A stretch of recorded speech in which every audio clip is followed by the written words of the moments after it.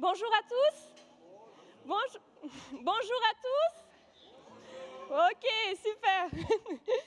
Les derniers qui sont en train d'entrer, pouvez vous installer? Oui, Raphaël, il faut asseoir. Soyez les bienvenus pour commencer ce culte ensemble. Et avant de commencer ensemble, je vais commencer par prier. Seigneur mon Dieu, merci pour cette matinée que tu nous donnes de vivre, Seigneur. Merci d'être ici ensemble pour t'adorer. On veut te prier pour que ce matin encore, tu puisses nous parler de toi, tu puisses nous éclairer sur qui tu es. On veut être ensemble ce matin pour t'adorer, pour dire à quel point tu es grand et pour entendre ce que tu veux dire. Seigneur, sois avec nous pendant ce temps et que ce soit un temps agréable pour toi. Dans le nom de Jésus. Amen. Amen. Bienvenue à tous. Prenez place. Alors, je vois qu'il n'y a pas beaucoup de monde aujourd'hui. Ça a l'air un peu vidé parce que ce week-end, c'est un week-end un peu spécial avec 4 jours de repos. Et je ne sais pas qui ici aime bien le mois de mai. Qui ici aime bien le mois de mai? J'aime bien le mois de mai. Hein. J'aime bien le mois de mai parce qu'il y a le 1er mai, le 8 mai, il y a l'Ascension. Et cette année, il y a aussi lundi de Pentecôte. Donc cette année, on a eu les jours fériés. Et puis l'année dernière, c'était tombé le dimanche. Mais là, cette année, le lundi. Et donc là, on est en plein dans le pont de l'Ascension.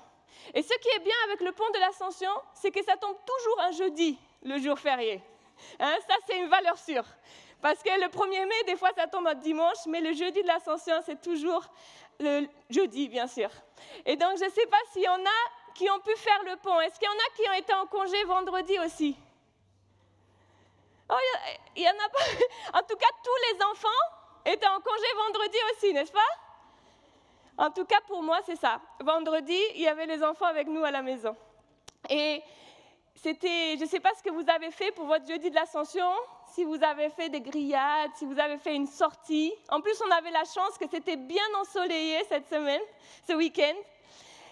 Mais ce matin, du coup, j'avais profité qu'on soit ce week-end-là pour qu'on se rappelle qu'est-ce que ça signifie le jeudi de l'Ascension.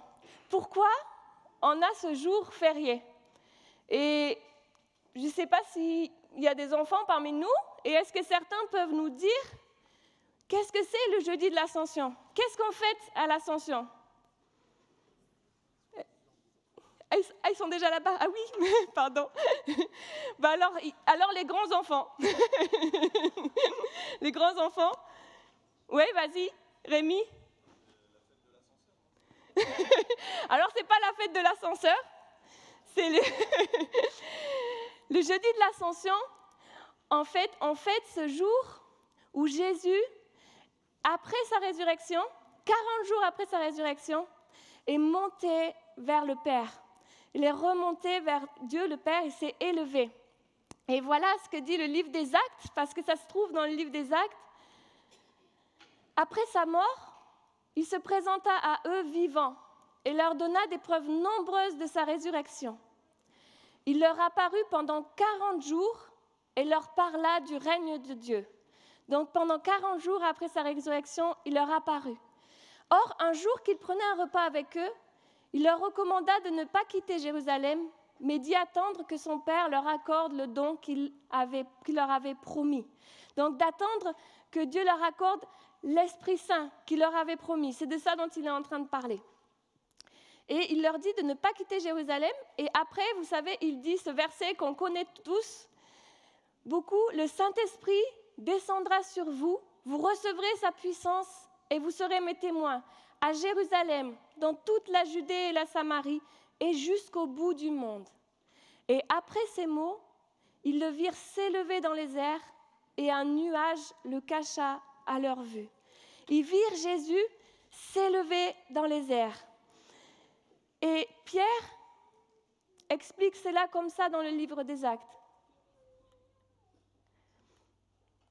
Dieu a ressuscité des morts ce Jésus dont je parle, nous en sommes tous témoins. Ensuite, Il a été élevé pour siéger à la droite de Dieu. Donc voici le sens de cette ascension. Il a été élevé pour siéger à la droite de Dieu. Et maintenant, comme Dieu l'a promis, il a reçu du Père l'Esprit Saint et il l'a répandu sur nous. Et j'aimerais qu'on se concentre sur cette phrase. Il a été élevé pour siéger à la droite de Dieu. Bien sûr, Jésus est roi de toute éternité. Mais le jour de l'ascension, quand ses disciples l'ont vu s'élever, aller dans le ciel, c'était vraiment la marque qu'il appartient à une autre catégorie. C'est un roi tout-puissant. Il est au-dessus de tout. Et l'ascension, quand on parle de l'ascension, c'est la marque que Jésus règne aujourd'hui encore. Et du coup, j'aimerais vous inviter à prendre 2 chants pour élever notre roi des rois qui règne encore aujourd'hui.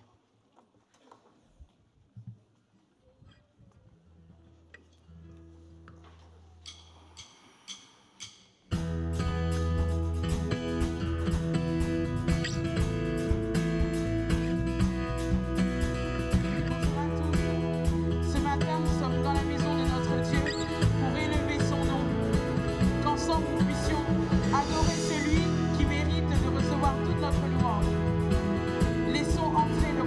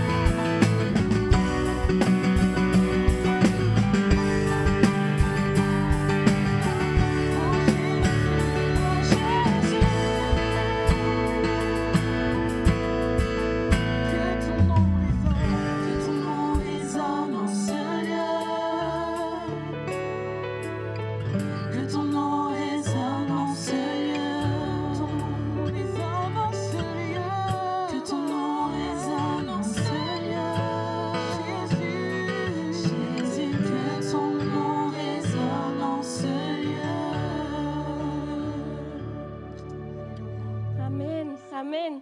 Que le nom de Jésus résonne dans ce lieu ce matin. Amen. Amen. Et là, nous avons encore avec nous les petits-enfants. Et maintenant, ça va être à l'heure pour eux de rejoindre leur classe. Donc, je vais prier pour eux. Et j'en profite pour dire aussi à tous les collégiens qui sont dans la salle qu'aujourd'hui, c'est un culte où vous restez avec nous pendant ce temps de culte. Donc, on a la joie de vous avoir avec nous. Et vos moniteurs sont dans le fond de la salle, là, dans ce coin. Donc, si vous voulez, vous pouvez les rejoindre. Et après le message, vous pourrez sortir pour discuter, pour répondre à vos questions avec vos moniteurs. Mais donc, pendant que nos enfants vont partir, je vais prier pour eux. Seigneur mon Dieu, nous te sommes reconnaissants pour tous les enfants que tu donnes à notre Église, des plus petits jusqu'aux plus grands. Seigneur, nous te demandons, Seigneur, d'œuvrer en eux, Seigneur. Viens te révéler à eux, viens leur montrer qui tu es.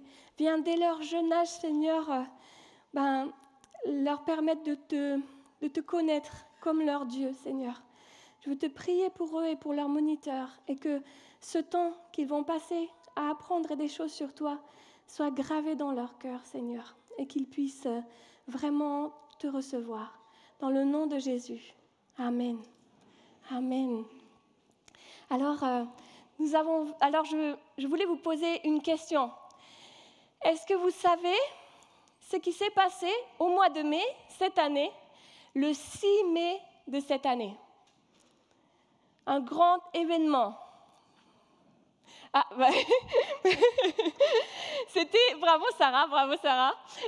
C'était le couronnement de Charles III, roi d'Angleterre. C'était le couronnement de Charles III, roi d'Angleterre. Alors, je ne sais pas où vous êtes, dans quel camp, ceux qui aiment bien les trucs de royauté, les princesses et tout ça, ou ceux qui disent, bon, c'est dépassé. Je ne sais pas, Stéphanie, dans quel camp tu es, toi qui es anglaise. Mais quand je regarde cette photo, je me demande, on a dit tout à l'heure que Jésus est notre roi. Et quand on regarde cette photo, est-ce que Jésus est notre roi comme ça? Pas vraiment. Et pour moi, il y a deux grandes différences entre la manière dont Jésus est roi et la manière dont les puissants de ce monde règnent. Et la première différence que je vois, c'est que Jésus, en tant que roi, est pourtant beaucoup plus proche de nous. Quand on voit cette photo, on voit une distance. Il n'appartient pas à notre monde, à notre catégorie. Et quand on voit Jésus, qui est pourtant le roi des rois, qui siège à la droite de Dieu le Père, et pourtant, il est venu sur la terre. Il a marché avec nous. Il est mort pour nous. Et encore aujourd'hui, en fait, même s'il est à cette position, en position de règne, il intercède pour nous. Encore aujourd'hui, il souffre avec son peuple. Et voilà ce que dit Paul en parlant de Jésus. Lui qui, dès l'origine, était de condition divine, ne chercha pas à profiter de l'égalité avec Dieu, mais il s'est dépouillé lui-même et il a pris la condition du serviteur. Il se rendit semblable aux hommes en tout point et tout en lui montrait qu'il était bien un homme. Il s'abaissa lui-même en devenant obéissant jusqu'à subir la mort, oui, la mort sur la croix. Et peut-être, pour ceux qui ne le savent pas, avant, j'étais un prof de français. J'enseignais le français aux étrangers qui arrivaient en France.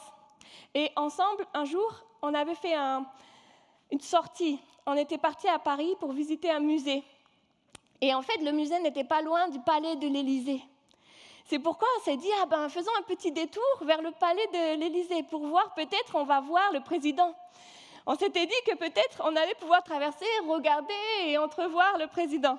Et ce qui est arrivé, c'est que quand on est arrivé devant la rue qui nous séparait du palais de l'Élysée et qu'on a fait le pied comme ça, il y avait quelqu'un en face qui nous faisait des grands signes. Non, non, non, reculez, reculez. En fait, on n'avait même pas le droit de traverser la rue. Et je pense que c'est un peu comme ça pour tous les puissants de ce monde. On n'appartient pas au même rang que eux. Et en fait, il y a une grande distance entre eux et nous. Et il n'y a pas cette distance entre nous et notre Seigneur Jésus. Parce qu'il s'est soucié de nous, il est venu sur cette terre. Et il a souffert, comme l'a dit Paul dans Philippiens. Ça, c'était la première différence. Mais il y a une autre différence que je vois entre notre Seigneur Jésus et les grands de ce monde. Et cette différence, c'est que notre Seigneur Jésus, même s'il a marché avec nous, même s'il souffre avec nous, qu'il intercède pour nous, il est bien plus puissant que n'importe lesquels puissants de ce monde. Il est bien plus puissant que notre président, il est bien plus puissant que le roi d'Angleterre, il est bien plus puissant que Bill Gates, il est tout puissant. Il est monté dans les cieux en signe qu'il est d'une autre catégorie. Voilà ce que dit Paul quand il continue ce texte que nous venons de lire. Il dit, c'est pourquoi Dieu l'a élevé à la plus haute place et lui a donné le nom qui est au-dessus de tout nom, pour qu'au nom de Jésus, tout être s'agenouille dans les cieux, sur la terre et jusque sous la terre, et que chacun déclare Jésus-Christ est Seigneur à la gloire de Dieu le Père. Voilà qui est notre roi. Il est à la fois beaucoup plus proche de nous et à la fois beaucoup plus puissant que n'importe quelle autre personne que vous pourriez trouver sur cette terre, n'importe quel autre roi, n'importe quel puissant. Et ce matin, j'aimerais qu'on prenne ces chants maintenant, mais en gardant à l'esprit, voilà, face à mes situations, face aux choses que je vis, voilà quel est le Dieu que j'exalte. Voilà quel est le Dieu que je prie, voilà le Dieu à qui je demande des choses. Ce Dieu qui est roi des rois, au-dessus des cieux, qui est tout puissant et auquel Dieu le Père a donné le nom qui est au-dessus de tout nom, qui a tout sous ses pieds. Et maintenant, si on peut se lever ensemble et chanter ces chants pour exalter notre Dieu. Amen.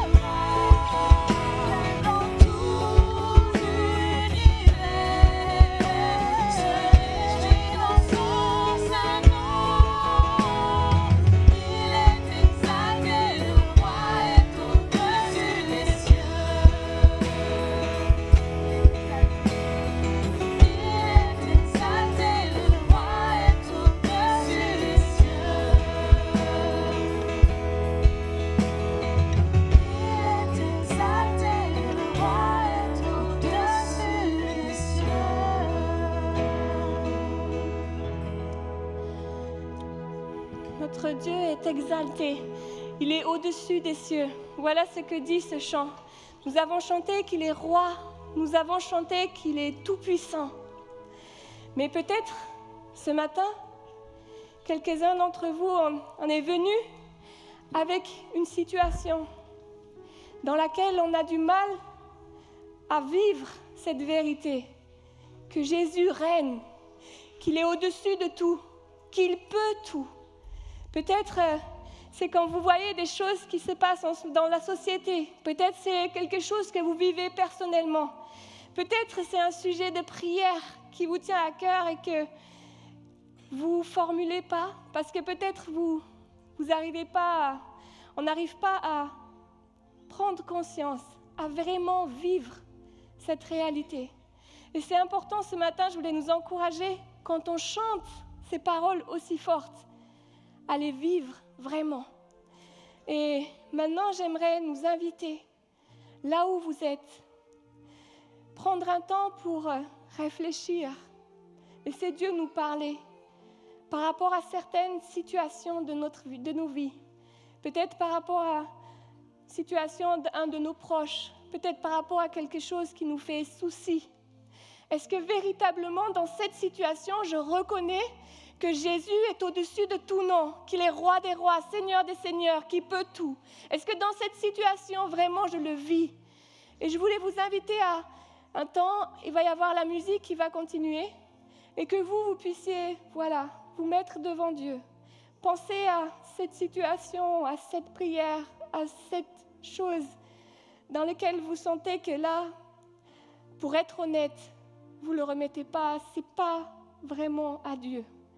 Et dans cette situation, vous avez du mal à croire que Dieu règne, que Jésus règne. Et je voulais vous inviter à prière personnelle, individuelle, pour remettre ces situations, pour prier que Dieu vous fortifie. Et pour vraiment vivre ce qu'on chante.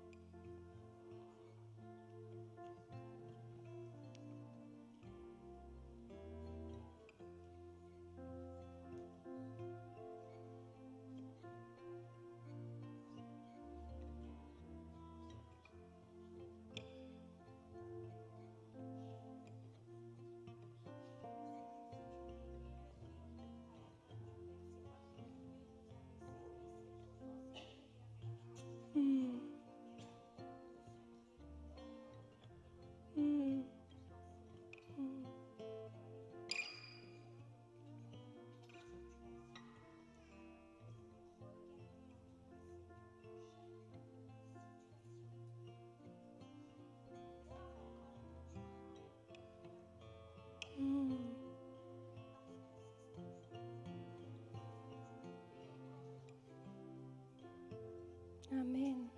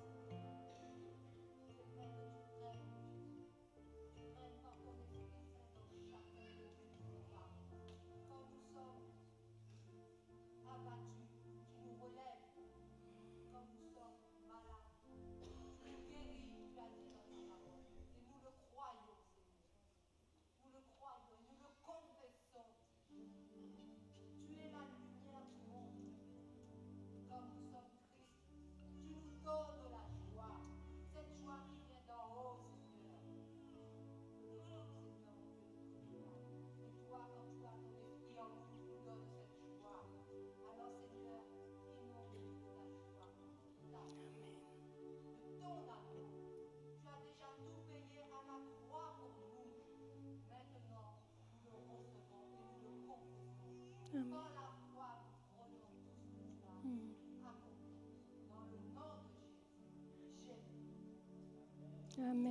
Amen.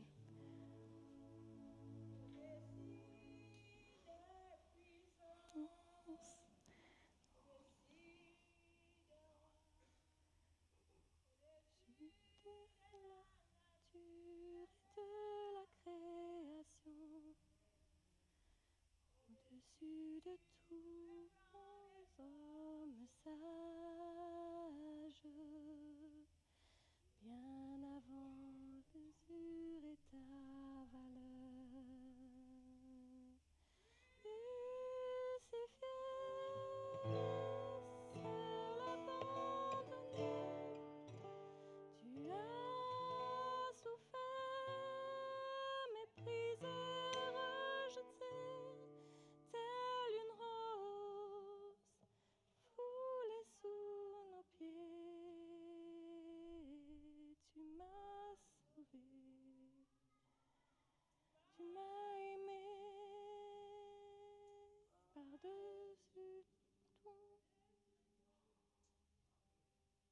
Amen.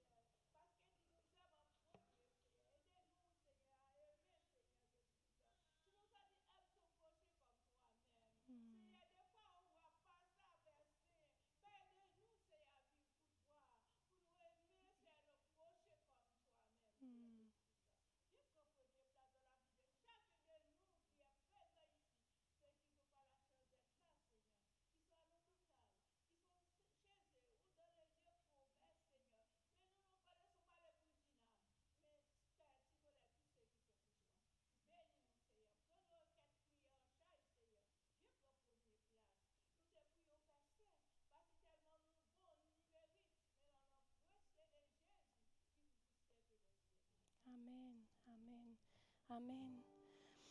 Seigneur mon Dieu, merci parce que tu prends soin de nous.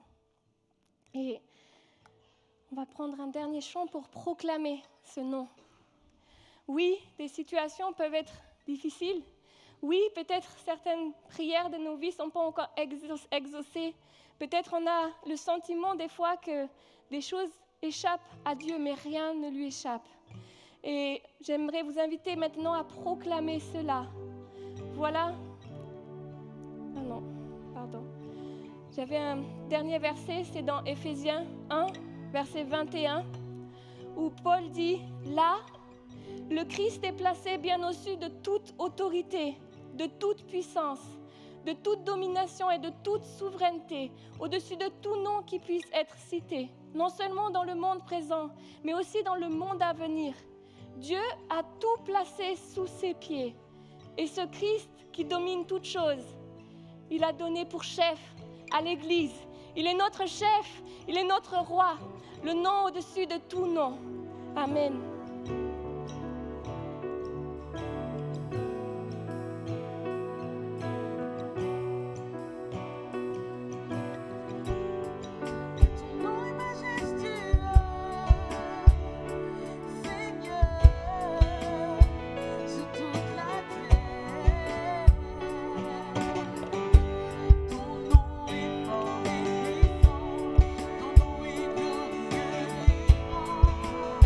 On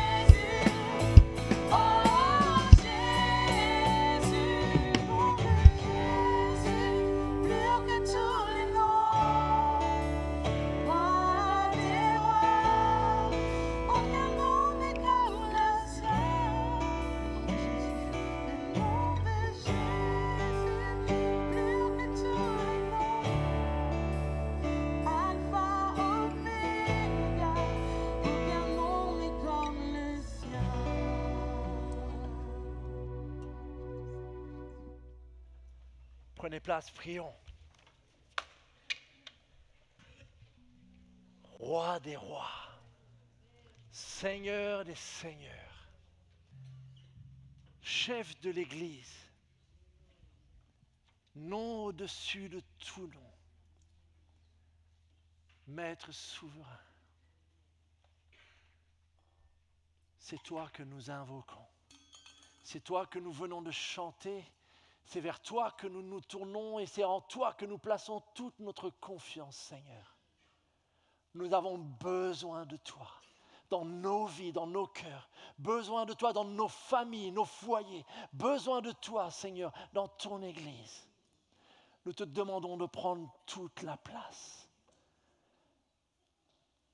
Seigneur, que ton règne s'établisse en nous et que ta volonté soit faite maintenant, ici, comme au ciel, Seigneur.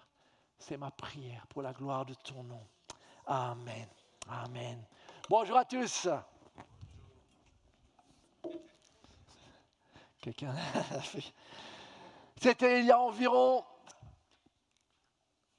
Bon, si je peux avoir la première diapo, merci beaucoup. C'était le 3 septembre 2017. On démarrait une nouvelle série ensemble, écrire un nouveau chapitre. Est-ce que ça marche, Tim? Non. Ok, peu importe. 3 septembre 2017, on démarre une nouvelle série. Après quelques temps d'adaptation à nos nouveaux locaux, on décide ensemble en tant qu'Église d'écrire un nouveau chapitre. On sent que nous devons nous engager dans une nouvelle série. Et pour alimenter cette nouvelle série, nous démarrons la lecture ensemble et une série de messages sur le livre des Actes. Livre par excellence où chapitre après chapitre, nous pouvons découvrir comment l'Église est née, comment les premiers chrétiens ont vécu cette foi ensemble et comment peu à peu cet évangile s'est répandu au-delà des frontières. Et alors que nous démarrons cette série, je lis Acte 1, verset 1, et ce premier verset qui nous dit dans Acte 1, donc du coup, si vous avez vos Bibles, ouvrez-les parce que vous n'avez pas l'écran ce matin. Acte 1, cher Théophile, dans mon premier livre, j'ai exposé, et écoutez bien, tout ce que Jésus a commencé de faire et d'enseigner. Et j'attire notre attention sur cette idée. Je t'ai exposé donc dans mon évangile, Luc fait référence à l'évangile de Luc, tout ce que Jésus a commencé de faire et d'enseigner. Et là, c'est un choix de verbe un peu bizarre, parce qu'on aurait pu s'attendre à ce que Luc dise « Je t'ai dit ce que Jésus a fait, et maintenant je vais te dire ce que les apôtres, les chrétiens ont fait. » Mais Luc ne écrit pas comme ça, il ne démarre pas le livre des Actes comme ça, il dit « Ce que Jésus a commencé à faire », sous-entendu que dans le livre des Actes, nous avons ce que Jésus va continuer de faire, mais d'une manière différente. Et comme Magali nous l'a très bien rappelé, c'est que maintenant que notre Seigneur est à la droite du Père, il va nous faire don de son esprit et ce qu'il va continuer à faire, c'est au travers de son Église, d'hommes et de femmes ordinaires comme vous et moi, mais à une différence, remplis de son Esprit Saint. La mission de l'Église, c'est de continuer à faire ce que Jésus a commencé à faire. Comment? Par sa vie en nous. Et c'est tout cela que nous avons à l'époque lancé. Et nous arrivons dans notre série aujourd'hui sur le livre des Actes avec un mot d'ordre. Être une Église fervente dans la prière. Il y a quelques semaines, j'ai prié sur bâtir ta vie de prière personnelle. Je ne sais pas ce que tu as pu mettre en pratique. Ce matin, je voudrais voir la dimension collective. Être une église qui prie. Qu'est-ce que cela signifie? Et dans le livre des Actes, il y a énormément de sujets qui sont abordés. Je ne vais pas tous les couvrir, mais j'aimerais ce matin nous focaliser sur cette dimension de la prière avec cette facette assez rapidement que je voudrais nous rappeler ensemble. Et la première de ces facettes, c'est cette vie de prière personnelle. Alors j'avais plusieurs versets et il y a ce verset notamment où il nous est dit que Pierre se rendit au temple pour prier à 3 heures. Une heure qui était fixe dans son agenda où il se rendait à un lieu de prière. À un autre passage, il nous est dit que Corneille était un homme pieux et qui priait sans cesse. Et comme ça, dans le livre des Actes, on voit différents hommes et femmes qui ont une vie de prière personnelle.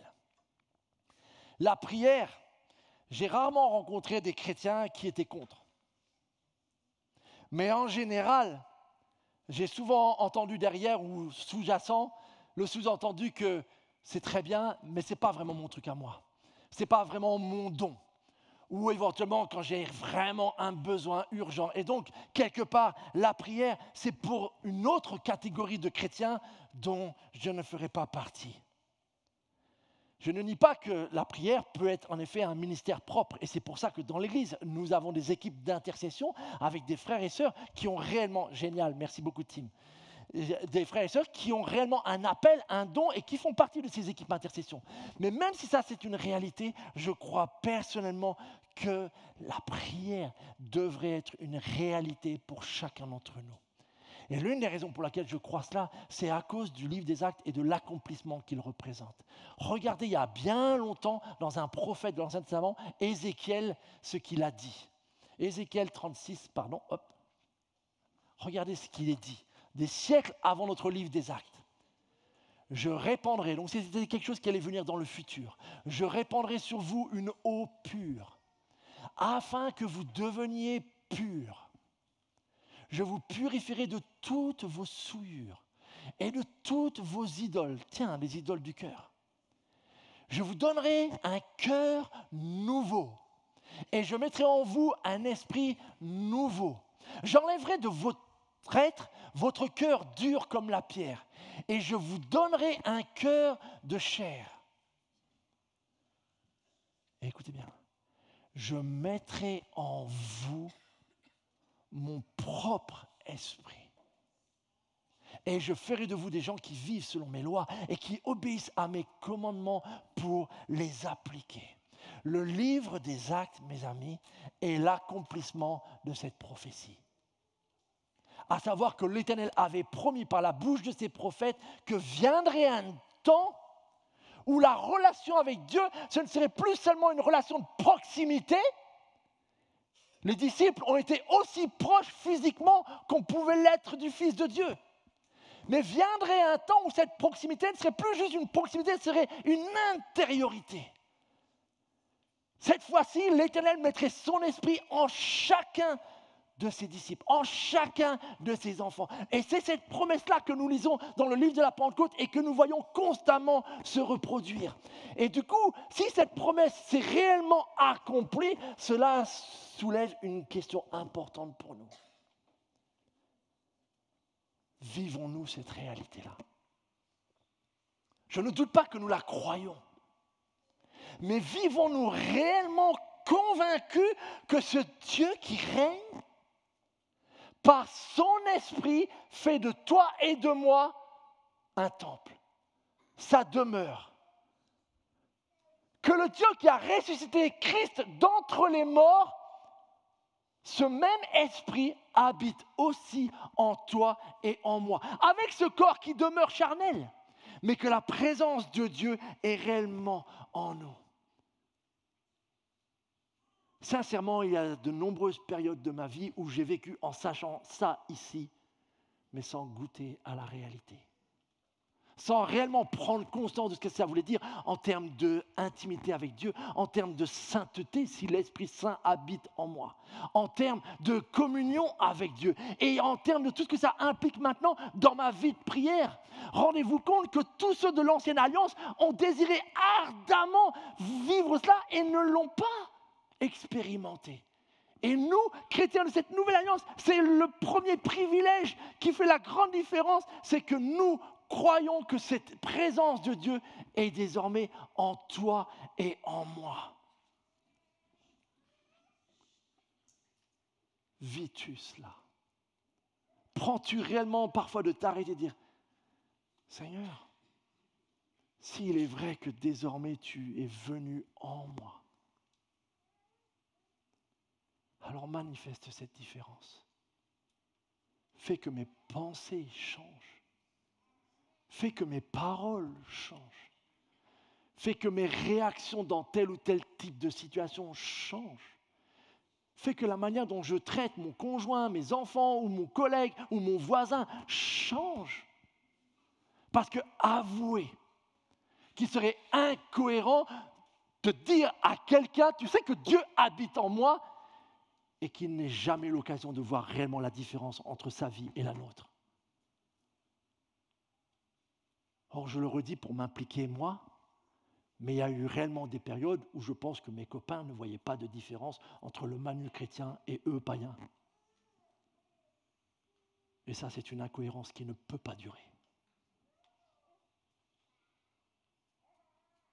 Nous devons réellement vivre cette promesse, mes amis. Et c'est par la vie de prière personnelle que nous allons pouvoir développer, communier, grandir dans cette vie. C'est un cheminement, c'est une progression. Je ne suis pas là où j'aimerais être déjà dans ma vie chrétienne, mais je sais que je suis bien plus loin que ce que j'étais dans le passé et j'aspire à encore plus parce que je suis intimement convaincu que si Dieu me fait la grâce d'habiter en moi, des choses doivent changer. Et c'est pour chacun d'entre nous, pour chaque chrétien. Ce n'est pas réservé à des pasteurs, ce n'est pas réservé à des gens qui sont dans une équipe de prière ou à qui que ce soit. C'est pour chacun d'entre nous, mes amis. Puisse notre vie de prière personnelle être vraiment prise au sérieux. Vraiment, j'insiste là-dessus. Et une des choses qui va nous aider, c'est une deuxième facette de la vie de prière, c'est la vie de prière collective. Regardez dans Acte 2. Dès lors, ils s'attachaient, c'est juste après la Pentecôte, à écouter l'enseignement des apôtres, symboliquement ce que nous faisons ce matin. Je ne vous dis pas ce que moi, Manu, j'ai inventé, je vous dis ce que les apôtres nous ont dit de Jésus.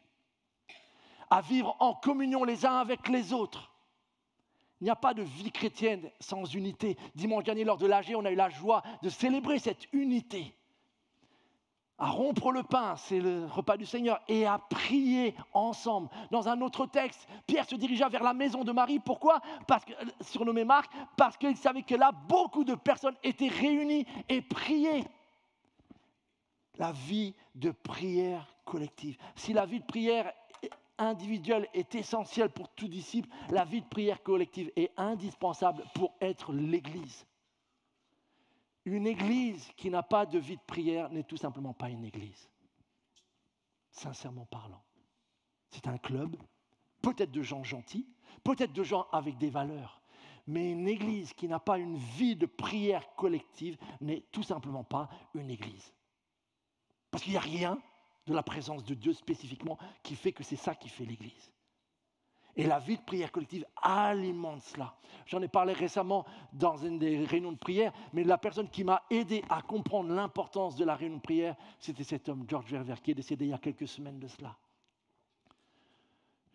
J'allais à l'église de l'âge de 12 ans jusqu'à l'âge de 18 ans. Franchement, la réunion de prière, c'était plutôt la réunion que j'allais à reculons, voir si je pouvais trouver une excuse pour ne pas y aller, comme certainement beaucoup d'entre vous. Mais lorsque j'ai participé à une réunion de prière animée pour cet homme-là, j'ai découvert que tout d'un coup, la prière, ce n'était pas cette espèce de, vous savez, de drink dans les hôtels pour appeler le garçon de table. Tu peux m'amener ceci, s'il te plaît, un peu, comment on appelle ça, le groom? Non. J'ai réalisé qu'en fait, la prière, c'était plutôt le talkie-walkie en zone de guerre, en fait. Et là, vous demandez à Dieu de vous aider dans les situations que vous traversez. Et c'est quelque chose qui vous accompagne parce que vous êtes conscient qu'il y a réellement un combat. Et en priant, animé par cet homme, j'ai réalisé que tout d'un coup, en fait, en tant que chrétiens, nous étions bénéficiaires d'un privilège incroyable, c'est que par nos prières, nous pouvions façonner le monde. Je suis conscient que pour quelqu'un qui ne croit pas à la prière, ce que je suis en train de dire, c'est une énormité. Et pourtant, je le crois de tout mon cœur. En tant que chrétiens, par nos prières, nous pouvons façonner le monde. Alors peut-être on va démarrer plus un. Par nos prières, nous pouvons façonner la vie de Ponto.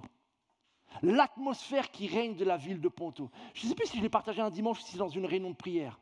Mais il y a 2 ans et demi de cela, lors d'une marche de prière, je venais de lire un texte sur le réveil du Pays de Galles où lorsque les chrétiens se sont mis à prier, peu à peu, les prisons se sont vidées et il y avait une diminution du banditisme. Et je me suis dit, oh, ça serait vraiment génial si dans la ville de Ponto, quelque part, ils pouvaient prendre conscience que par la prière des chrétiens, l'atmosphère de la ville change. Et quand j'ai fait ce titre, j'ai dit, commence à prier pour ça, Manu. Et dans mes marches de prière, j'ai réellement commencé à prier pour la ville de Ponto, pour qu'il y ait une baisse de la criminalité, qu'il y ait une baisse des trafics, que la police, quelque part, n'ait presque rien à faire, autant que possible. Et il y a quelques mois, je ne sais pas si vous l'avez vu, mais dans Le Parisien, il a été dit que Ponto-Combo, dans la Seine-et-Marne, était la ville la plus sûre de Seine-et-Marne, avec une baisse. Je n'ai pas été voir le chef du commissariat pour lui dire, vous savez, c'est grâce à moi, mais j'ai vraiment rendu grâce à Dieu parce que je suis persuadé qu'il y a un lien avec les prières. Pas que les miennes, les vôtres aussi, et la présence des chrétiens qui prions, mais nous pouvons réellement façonner l'atmosphère de notre lieu de travail, de notre collège, de notre voisinage, pas que nos prières, bien évidemment, mais nos prières répandent le parfum de Christ d'une manière que nous sous-estimons bien souvent. La vie de prière peut vraiment. Rappelez-vous, ça c'est une photo de cette salle-là avant que vous tous vous soyez là quasiment. Je peux vous assurer, vous ne le voyez pas parce que la photo est peut-être pas nette, il y a les lumières, mais on a tous des gros manteaux parce qu'il faisait froid. Il n'y avait pas les aérothermes, on mettait les doudounes et on avait mis quelques chaises. Et là, on priait. Et notre cher Christ, il a prié. Devinez pourquoi est-ce qu'il a prié? Il a prié pour vos conversions. Il a prié pour vos baptêmes comme quand il le faisait, quand il mettait la main comme ça. Vous le savez, vous vous rappelez pour tous d'entre nous qui l'ont connu. Et le Seigneur a exaucé. Le Seigneur nous a amenés, il a financé. J'ai retrouvé une slide, je ne sais pas si tu te rappelles Franck, mais sur cette slide, vous ne pouvez pas le voir. Mais là, on avait marqué défi financier et il y a écrit en grand, en jaune là, exaucé le 13 février. On avait un gros défi avec les banques et le Seigneur a exaucé le 13 février de cette année-là. On priait et on était réunis ensemble. Et je pourrais vous parler pendant des heures des réunions de prière où nous avons réellement vu le Seigneur répondre, agir, façonner peu à peu la vie de notre Église et la famille que nous formons. Nous aurons réellement une prochaine réunion de prière le 2 juin. Si tu comprends ce que je suis en train de dire, tu devrais bloquer le 2 juin. Et enfin goûter, participer, découvrir. Vous passez à côté de quelque chose. Nous pouvons réellement façonner tellement de choses. Une autre facette de la prière, c'est la prière d'intercession. On la trouve de différentes manières. À un moment donné, Pierre fit sortir tout le monde et se mit à genoux et pria. Puis il se tourna vers le corps et dit à Tabitha, lève-toi. Elle ouvrit les yeux et quand elle vit Pierre, elle s'assit. Ce vendredi, avec un ancien, nous sommes allés prier pour un frère qui lutte avec le cancer. Et nous avons fait une onction d'huile avec la même foi. Nous nous attendons au Seigneur afin qu'il agisse. D'autres situations d'intercession. Pierre était donc gardé dans la prison, mais l'Église a adressé d'ardentes prières à Dieu pour lui. Alors que Pierre était emprisonné, qu'un des apôtres venait d'être exécuté par Hérode, il craignait la même chose pour l'apôtre Pierre. Et l'Église était là et priait ardemment. Et Pierre a été libéré miraculeusement. Il y a de nombreuses formes de prière, mais la prière d'intercession est l'une des plus passionnantes à mon avis. Elle consiste à prier non plus pour moi, non plus centré sur mes besoins à moi, mais à prier pour les autres. C'est un véritable langage d'amour.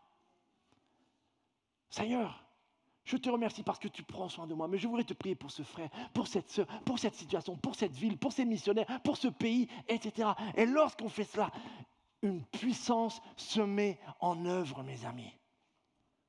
La prière d'intercession. Je ne savais pas ce que c'était que la prière d'intercession avant que je lise la biographie de cet homme, George Muller. Certains peut-être d'entre vous le connaissent, un Anglais, enfin originaire allemand, mais qui a vécu en Angleterre du 19e siècle. Et pendant toute sa vie, il a appris l'intercession et il a prié. À la fin de sa vie, on a retrouvé des carnets où il notait tout avec plus de 50 000 sujets de prière exaucés. J'aurais envie de vous dire, comme il est dit de Élie, George Muller était un homme ordinaire comme vous et moi. Ce n'est pas George Muller qui était puissant. C'est le Dieu qu'il priait qui était puissant et fidèle, mes amis. Et il a appris. Et grâce à lui, ça m'a motivé bien des fois et de noter. Et puis bien souvent, et peut-être c'est votre cas, on commence à noter nos sujets de prière. Et puis on a un ou deux exaucements. D'autres sujets qui ne sont pas exaucés, on se décourage et puis on laisse tomber. Persévérons dans la prière d'intercession, mes amis. Une autre forme de prière, peut-être dont on parle moins, c'est la prière de discernement. Se mettre à l'écoute dans le but de consacrer. des personnes. On voit ça à plusieurs reprises. Regardez un acte. Les apôtres prient, ils firent cette prière. Seigneur, toi qui connais le cœur de tous, désigne lequel de ces deux hommes tu as choisi. Les apôtres se mettent à l'écoute avant de oindre un nouvel apôtre. Dans un autre texte, pour choisir des diacres, ils les présentèrent aux apôtres et ils posèrent les mains sur eux en priant. On écoute qui tu veux mettre à part. Si c'est cet homme, Seigneur, ok. Maintenant qu'ils sont désignés, on va les consacrer. Un peu plus tard, c'est avec des missionnaires. Après avoir jeûné, prié et posé les mains sur eux, ils laissèrent Paul et Barnabas partir en mission. La prière, ce n'est pas que parler. C'est aussi apprendre à écouter. Seigneur, guide-nous, conduis-nous. Rappelez-vous, pour certains, les semaines de prière, on s'est dit, cette semaine, on se met en mode écoute. Cette semaine, nous ne sommes pas trop sûrs où est-ce que Seigneur vous nous dirigez. On veut l'écouter. Aide-nous, Seigneur, à discerner ta volonté par rapport à notre projet, par rapport à notre cap, par rapport à telle ou telle situation. Et une fois que le Seigneur a parlé, Seigneur, on place maintenant, on pense que on vient de discerner ce que tu veux vraiment faire dans ton église et on veut prier pour cela. On veut te prier pour ces personnes que tu appelles à partir. On veut te prier pour ces personnes que tu veux mettre à la tête de tel ou tel ministère. L'église apprend à écouter son Dieu. En fait, vous voyez, la prière, c'est une véritable collaboration. Ce n'est pas Dieu qui fait tout et nous on attend. Ce n'est pas nous qui faisons tout par nos forces et puis Dieu nous regarde. C'est une véritable collaboration. Bénis l'Église qui sait collaborer avec son Dieu, qui est consciente de ce qu'elle doit faire et qui est consciente de ce que Dieu, lui, veut faire. Apprenons cela. Connaissez ce proverbe 3, 5, 6. Ne t'appuie pas sur ta propre intelligence, mais dans tout ce que tu veux entreprendre, tiens compte de lui. Combien d'entre vous vous lancez dans des projets sans même consulter l'Éternel ? Vous lancez dans un projet, dans une relation, dans un travail, dans une promotion, je ne sais quoi, et vous ne prenez même pas le temps de consulter. Est-ce que c'est vraiment ce que tu veux ? Ce n'est pas parce que c'est alléchant que c'est forcément ce que Dieu veut pour vous. Apprenez à écouter. Et après, remettez vos voies, votre chemin entre « Seigneur, je pense que c'est ça que tu veux pour moi ». Apprenez à développer cela. Ce n'est pas pour rien s'il est dit de Joseph, de Daniel, de Josué, etc., qu'ils réussissaient dans tout ce qu'ils entreprenaient. Pourquoi ? Parce qu'ils ont appris sans cesse à consulter l'Éternel. Il est possible, l'épreuve ou l'échec peut même faire partie de cette réussite-là. Mais je pense que quiconque prend le temps de consulter l'Éternel, de se mettre en mode écoute, s'épargnera bien des échecs. Et si éventuellement il y a un échec ou une épreuve, très vite il sera conscient que cela fait partie du processus de Dieu. Mais il y a des épreuves que nous vivons qui sont simplement dues à notre entêtement, à notre incapacité de l'écouter, à foncer tête baissée dès qu'une porte s'ouvre sans vraiment réfléchir. Apprenons à consulter l'Éternel et ensuite à lui remettre nos voix, mes amis. Une autre forme de la prière, c'est la prière fortifiante. Acte 4, 31. Quand ils eurent prié, ils ne l'ont pas chanté, mais eux, ils l'ont vécu. L'endroit où ils étaient rassemblés trembla. Les murs, on l'a chanté tout à l'heure. Et ils furent tous remplis du Saint-Esprit. Ils avaient déjà le Saint-Esprit. Mais là, ils en furent remplis. Ils ont été fortifiés, renouvelés. Et ils annonçaient la parole de Dieu avec assurance. Pourquoi est-ce qu'ils avaient besoin ? Ils venaient juste d'essuyer une grosse persécution. 2 des apôtres avaient été mis en prison et battus. L'Église était découragée et ils venaient de recevoir l'ordre de ne plus parler de Jésus dans la ville de Jérusalem. Et qu'est-ce qu'ils ont fait ? Bon, ok, on va peut-être trouver une autre manière de faire. Non, ils se sont mis à prier ardemment. Et le Seigneur, voyant leur découragement, voyant peut-être leurs hésitations, voyant peut-être la peur pour certains, etc., les a renouvelés, les a fortifiés, afin qu'ils puissent à nouveau annoncer l'Évangile avec assurance, avec ardeur. Il y a des moments où nous avons besoin de ce type de prière. J'ai grandi dans une église qui m'a encouragé à lire la Bible et qui m'a aussi encouragé à prier, mais j'avoue, je n'avais jamais goûté à cette forme de prière avant d'aller en Corée. Quand je suis allé en Corée, j'ai découvert comment les Coréens prient. Certains, vous en avez peut-être entendu parler. Et un jour, je l'ai déjà partagé, mais je leur avais partagé la situation de la France. On est en 2002. Et je leur décris la situation de mon pays et pourquoi je considère que c'est vraiment encore une terre de mission, même s'il y a tout un passé de chrétienté, mais qu'aujourd'hui, la majorité de gens ne savent pas ce qui est dit dans la Bible, ne connaissent pas vraiment Jésus-Christ, etc. Et du coup, ils se sont mis à prier. Mais en fait, ils se sont mis à prié pour mon pays comme je n'avais jamais vu. Ils ont pleuré pour mon pays, ils ont crié pour mon pays.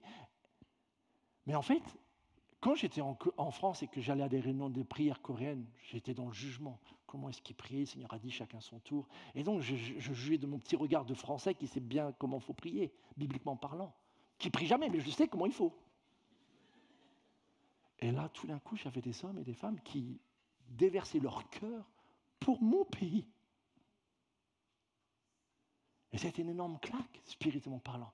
Mais j'ai réalisé que ce n'est pas que je devais maintenant tout le temps me mettre à prier comme ça, mais qu'il y a des moments où nous avons besoin d'une prière qui nous fortifie, où l'Esprit nous visite, où l'Esprit nous renouvelle. La majorité du temps, je fais mes marches de prière et là, je suis plutôt calme. Je ne traverse pas les rues de Ponto en hurlant, surtout quand il fait nuit. Donc, il y a une place pour la prière calme. Mais il y a des moments où, en fait, quand on prie, j'ai besoin de savoir que je suis réellement en train de combattre. Et je me suis posé la question et j'ai demandé aux chrétiens coréens, pourquoi est-ce que vous priez comme ça? Comment ça a commencé? Et en fait, ils m'ont dit, mais parce que quand on a commencé à prier pour notre pays, on était persécutés. Et on savait qu'en fait, c'était une question de vie ou de mort. Et j'ai visité cet endroit. Yonghwajin, c'est à Séoul, dans un petit quartier qu'ils n'ont pas encore ratissé pour construire leur building. Et il y a le cimetière des missionnaires qui sont venus en Corée apporter l'évangile. 115 tombes. Il y a la tombe d'un enfant qui est décédé qui est décédé le jour même. 115 tombes, des tombes de pasteurs, des tombes de leurs épouses, des tombes de leurs enfants. Et la majorité des missionnaires, avant de partir en mission, ils vont dans ce cimetière pour ne jamais oublier que pour apporter l'évangile en Corée, 115 personnes ont donné leur vie. Donc vous imaginez bien qu'après, quand ils vont prier pour tel ou tel pays, ils savent très bien que ça pourrait leur coûter la vie. Ils savent très bien qu'ils rentrent dans un combat spirituel, qu'on n'est pas dans un hôtel en train d'appeler le groom, mais qu'on va réellement rentrer dans une zone de combat, dans une zone de lutte, et que l'adversaire ne va pas dire « Ah bah c'est génial, venez évangéliser, je vous attendais que vous ». Non, il va nous mettre tous les bâtons dans les roues, et donc ça devient un réel combat. Et quand vous priez en mode combat pour quelque chose que vous avez vraiment, vraiment à cœur, vous le savez. Et en fait, on est pareil. Quand vous regardez un match de foot qui n'a aucun enjeu, la plupart du temps, on a même le temps d'aller se lever pour aller regarder autre chose, pour regarder notre téléphone. Mais quand on est dans une finale, même si on n'est pas un grand fan, on se surprend tous à crier. On se surprend tous à être dedans. Moi, je n'arrive pas à tenir assis, etc. Et tout. Donc, bien des choses, nos enfants, quand ils veulent réellement quelque chose, leur langage corporel, il change un petit peu. La plupart du temps, quand nous prions, c'est comme si on était dans un salon confortable avec le thé et la cheminée en face de nous. Mais il y a des sujets, si tu veux réellement voir le salut de certaines personnes, il va falloir que ça vienne de là aussi, je pense. Il va falloir que ton cœur soit brisé. C'est une réalité. Mais dans ces moments-là, c'est aussi là où tu goûteras à la présence du Saint-Esprit qui te fortifiera. Ça pourrait être accompagné de différentes formes de manifestations, peut-être. Ce n'est pas sans cesse. Il y a tous les cas de figure. Mais quand tu prieras comme ça, tu le sauras. Mais pour cela, il faut l'essayer. Un des éléments qui revient constamment avec la prière, c'est la prière persévérante. Regardez Acte 1. Tous, même toi. Certains vous disent, mais je suis trop jeune, ou je ne suis pas encore chrétien, ou je ne suis pas encore baptisé, ou autre. Ou au contraire, moi je suis chrétien depuis tellement longtemps, j'ai vu tellement de sujets de prière non exaucés, donc non. Tous persévérer d'un commun accord dans la prière. Tous persévérer. Ça fait rêver un tel verset. Tous persévérer. Nous avons tous des exemples de sujets de prière non exaucés. J'en ai plein, je peux vous les partager, mais ça ne servira pas à grand-chose. Nous avons tous cela. Nul n'y échappe. Mais le danger, c'est de nous laisser décourager. Au lieu d'apprendre, au lieu de persévérer, au lieu de peut-être nous laisser façonner par le Seigneur de ce qu'il veut nous apprendre au travers de ce sujet qui tarde à trouver son exaucement. Il est inévitable que nous ayons à persévérer dans certains types de sujets.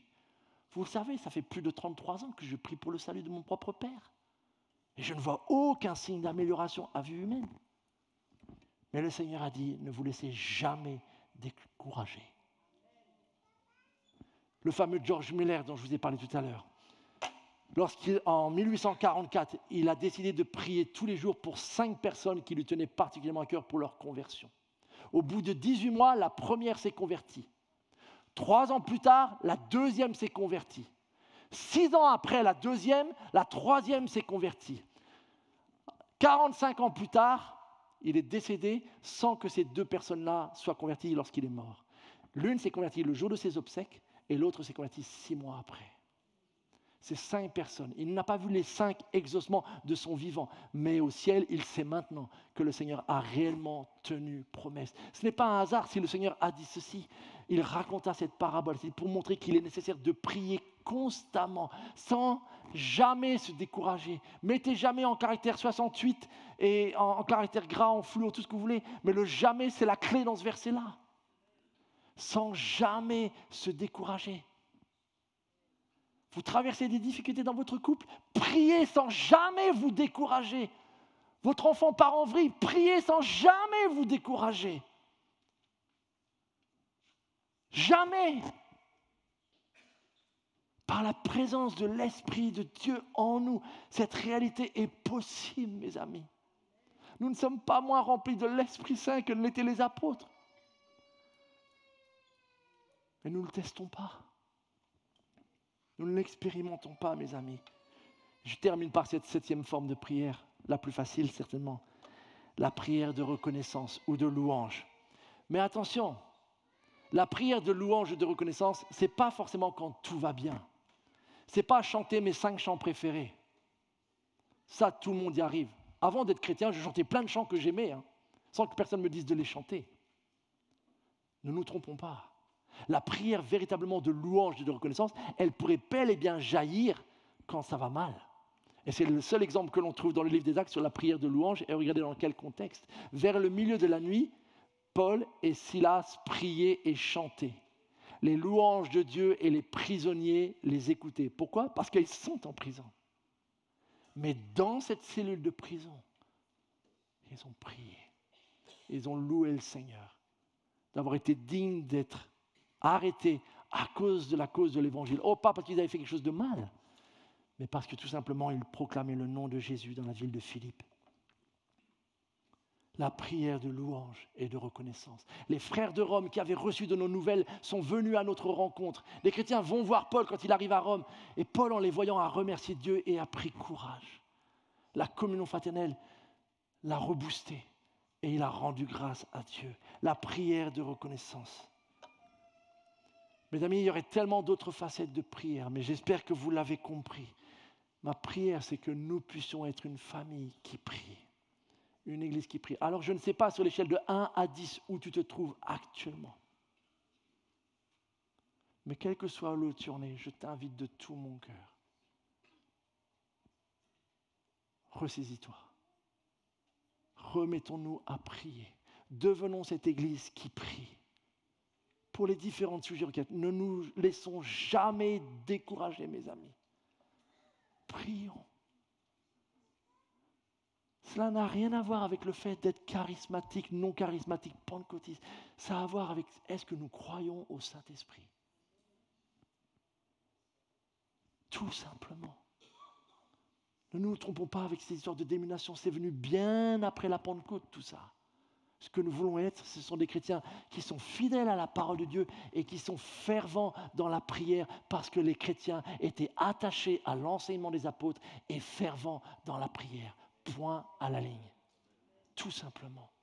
Et c'est ma prière pour chacun d'entre nous, vraiment, que nous puissions être encouragés. Alors, ce que je vous propose, c'est qu'on ne va pas attendre le 2 juin, parce que je sais que le 2 juin, on ne sera pas aussi nombreux. Après 14 ans, je commence à vous connaître. Quand je prie de la prière, tout le monde me dit, c'est vrai, c'est important. Le jour de la réunion de prière, on est environ 1/10 de ce que nous sommes là. Alors ce que je propose, c'est qu'on prie maintenant. Là où nous sommes, peut-être par 2, 3, 4, là où c'est le plus facile des choses, par rapport à ce qui a pu vous parler, peut-être tout simplement prier et demander au Seigneur. Peut-être c'est une facette de la prière que vous auriez envie de retrouver. Peut-être c'est un sujet d'intercession, peut-être c'est une requête, peut-être c'est votre vie personnelle de prière qui ne va pas, peut-être c'est le fait de venir à la vie de prière collective, je ne sais pas. Mais demandez tout simplement au Seigneur, ravive cette flamme en moi. Seigneur, redonne-moi confiance que tu es le Dieu qui est en moi et que lorsque je te parle par la prière, réellement tu m'écoutes. Montre-moi s'il y a quoi que ce soit qui fait obstacle à la prière dans mon cœur. Et viens ôter ces obstacles, je le désire, Seigneur. Mais j'aimerais vraiment vous encourager à prendre quelques minutes là où vous êtes et qu'on puisse ensemble prier. On va laisser Sarah jouer un peu de piano et Paul. Mettez-vous là où vous êtes. Si vous n'avez pas l'habitude de prier, simplement joignez-vous à un groupe et écoutez. Mais sachez que vous pouvez aussi demander à Dieu de vous parler ou de rendre cela concret pour vous. Mais prenons quelques instants vraiment dans la prière, mes amis. Dieu est là, nul besoin d'attendre le 2 juin pour commencer à vivre ce message. Prions.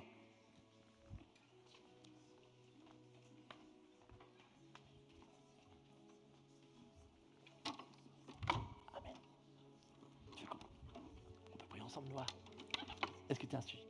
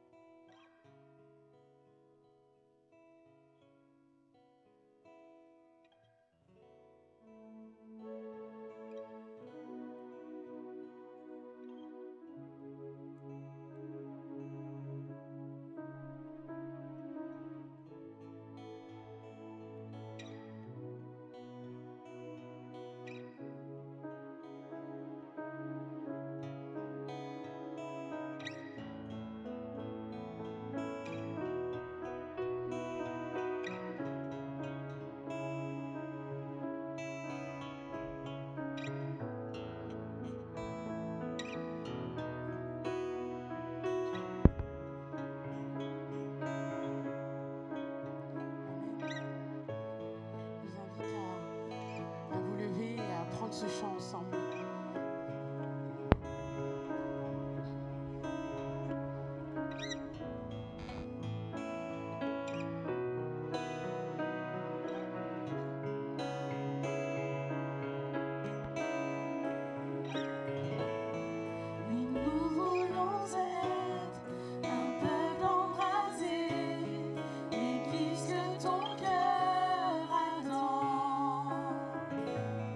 Viens briser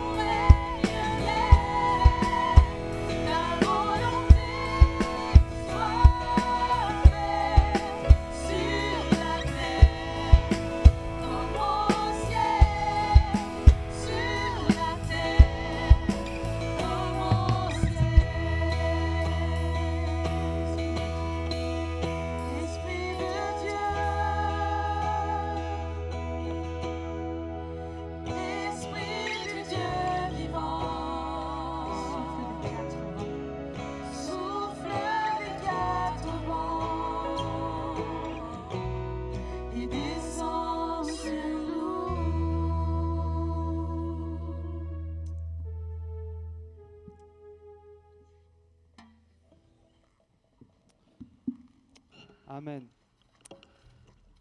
Quelques annonces concrètes pour la fin de notre culte ce dimanche. D'abord, peut-être que vous n'étiez pas là les derniers dimanches, mais c'était l'occasion pour moi de vous rappeler qu'on a mis à votre disposition de toute notre Église un outil justement pour que vous puissiez prier. Prier pour notre CAP 2024 et notamment le projet multisite à Ponto, à Roissy et au Plessis. Donc c'est un petit dépliant qui a été fait par la CMM avec des sujets de prière, une proposition de calendrier. Et Manu a parlé de prier pour 5 personnes. Figurez-vous qu'il y a une proposition ici sur le côté pour noter le nom de 5 personnes pour lesquelles vous pouvez prier et l'associer avec des actions concrètes pour pouvoir prier pour eux. Donc si vous n'avez pas encore ce dépliant, vous pouvez vous le procurer au point info à l'entrée. Il y en a en nombreuses quantités. Autre annonce, et je voulais commencer ce matin par remercier toutes les personnes des équipes Solidarité qui se sont investies pour la distribution alimentaire au Plessis-Trévise il y a quelques semaines. Donc un grand merci. Vous voyez, il y a des adultes, pardon, il y avait des beaux adultes, excusez-moi. Il y avait aussi des mamans et des enfants qui ont participé. Donc on est très reconnaissant pour toutes les actions qu'on peut mener aussi en association avec les différentes associations de la ville de Ponto, de Roissy et du Plessis-Trévise. C'est des choses que vous ne voyez pas le dimanche matin, mais il y a plein de choses qui se passent aussi la semaine au niveau de la solidarité. Et c'est l'occasion aussi de vous rappeler qu'on a un vestiaire qu'on appelle le Family Fripe avec des vêtements pour les enfants de 0 à 16 ans qui se trouvent juste à côté de la crèche là-bas, que vous pouvez visiter tous les dimanches après le culte et vous pouvez disposer de tous ces vêtements gratuitement, soit en donner, soit en recevoir. Donc n'hésitez pas à en profiter. Autre annonce, c'est qu'après le culte, il y aura un repas entre amis. C'est un temps convivial qu'on passe ensemble à côté, dans le hall convivial justement. Et on sort des tables et on mange ensemble. Le principe, c'est que chacun apporte quelque chose, soit qu'il a cuisiné, soit qu'il a acheté, et puis qu'on peut partager ensemble. Et c'est l'occasion vraiment d'apprendre à mieux se connaître, à prendre des temps de qualité ensemble, parce que nous sommes une grande église et parfois on dit « Bon, salut, ça va? Ouais, ça va. Ok, bon dimanche. » Mais s'asseoir à table et discuter, manger ensemble, c'est toujours un moment de qualité où on peut apprendre à mieux se connaître. Donc restez après le culte si vous souhaitez manger un bout. Autre info, c'est que dimanche prochain, c'est le temps de la librairie. Comme tous les derniers dimanches du mois, il y a la librairie qui sera ouverte avec des bouquins, avec plein de choses pour vous édifier. Je suis persuadé aussi qu'il y a des bons outils pour la prière. Donc si vous cherchez des outils pour mieux prier, il y aura aussi des bouquins sur ce sujet-là. Je continue avec, Magali a parlé des jours fériés. Lundi prochain sera le 29 mai et ce sera un jour off. Et du coup, notre association d'église, vous savez que notre église baptiste, ici à Ponto, appartient à une grande association de région parisienne, mais aussi nationale, de plein d'églises baptistes. Et se trouve que l'ABRIF, association de région Île-de-France, association baptiste région Île-de-France, organise un grand pique-nique avec toutes les églises de la région Île-de-France. Donc ce lundi, au parc de Hautefeuille. Donc si vous voulez participer, il y a toutes les infos qui sont affichées à l'entrée. Vous pouvez prendre les coordonnées, les horaires. C'est à 12h30, donc lundi prochain, n'hésitez pas. Non, le pique-nique, c'est à 12h30. Le pique-nique est à 12h30. Voilà, donc allez voir sur l'affichage et vous pouvez prendre toutes les informations. Autre info, c'est que Vaillante numéro 3 arrive. Et au mois de juin, pour vous, mesdames, il y aura un grand événement Vaillante le vendredi 9 juin. Et cette fois, ce sera un peu différent parce qu'il y aura un repas, un grand repas.